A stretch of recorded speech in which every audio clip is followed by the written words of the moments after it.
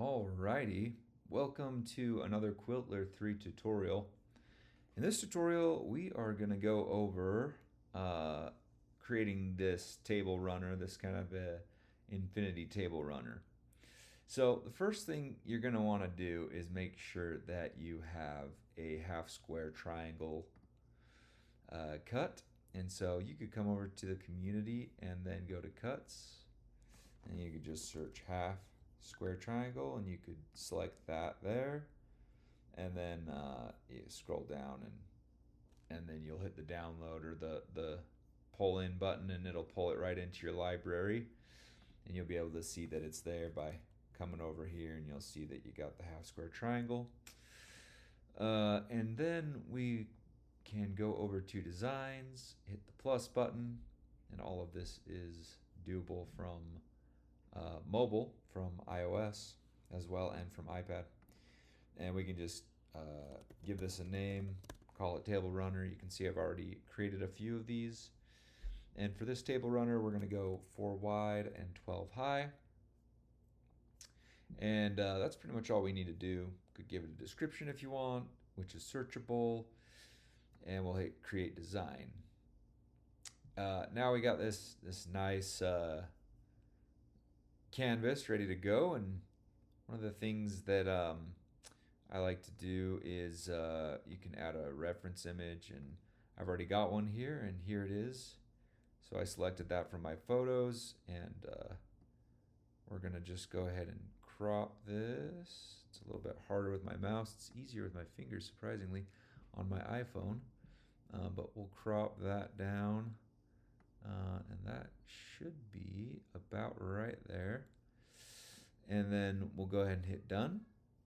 And then you'll see we've got this nice image that we want to kind of follow, and we'll show on canvas.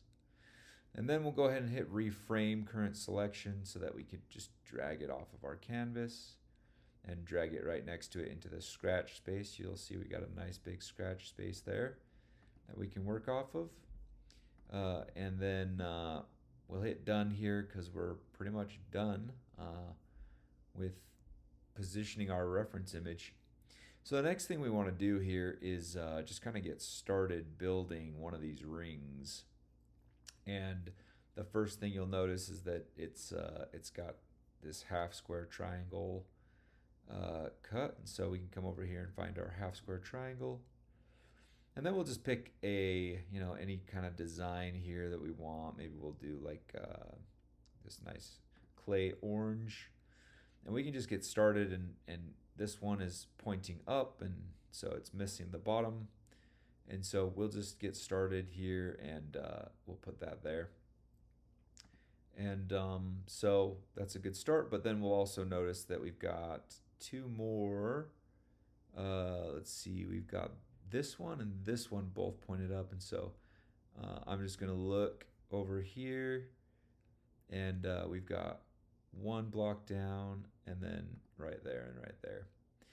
So that's kind of the start there, and then that is the end of those. So then we'll just rotate this 90 degrees, and we'll see we've got that part, and then this one and this one.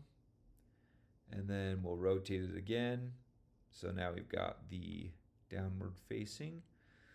Let's see, and I think we're doing this right. And then we can put that there and that there, and you can start to see it come together. And we'll do the 270, and 1 there, 1 there, 1 there. And now we got the first part of our ring out of 5 of them.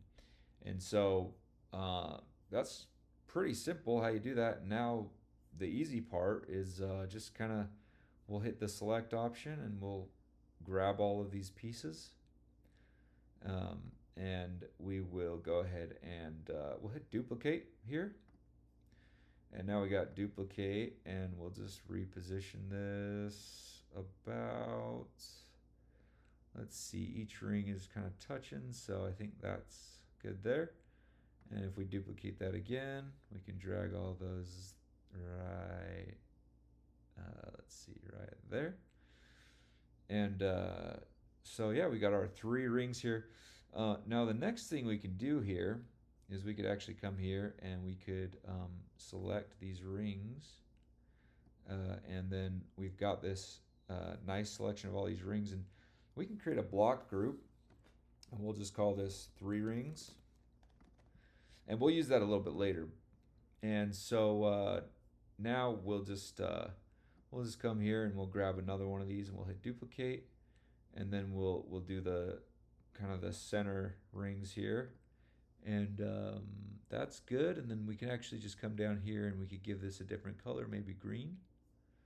That way we can see exactly how it looks. That looks pretty good. And we'll duplicate that one, and then we'll just drag that one over.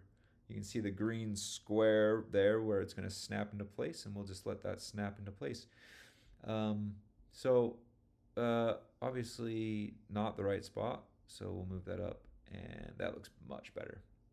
All right, so now obviously we've got some things going on here that we don't have going on here. So I'm going to hit the select button again to remove all the selections, and I can see that this looks good, but this doesn't. And so I want it over, over, under, under, and then the opposite here. So this one is over, over, under, under. So really what I need to do is I need to fix the pieces here. That needs to go under the orange, and then that needs to go under the orange. And then I think same with these ones. And so we've actually selected the orange and the green in those blocks, and so we're going to deselect all the orange ones. And then we're just going to use, I can't remember which one of these it is, so we'll experiment here, but I think it's probably maybe this one. Oh, yep. And so that's the send backwards, and so we just sent those all the green ones back under. So now we've got it going, I think, looking good here. So yeah, I think we've got our design, and now we're just going to come over here. While we're at it, we didn't create a block group for the green ones, but let's do that now. We can actually do that by using the search, and we got these group bys, and that's fine, but we're just going to group and select all of the greens. And so we've got 24 blocks selected, and we'll come up here and we'll create another block group, and we'll call this 2 rings. I think I capitalized that before, 2 rings. And so I got 2 rings and 3 rings. Now the nice thing here is that I did use the search, and that was nice, because now I can just come here and I can just play with the design a little bit if I want to.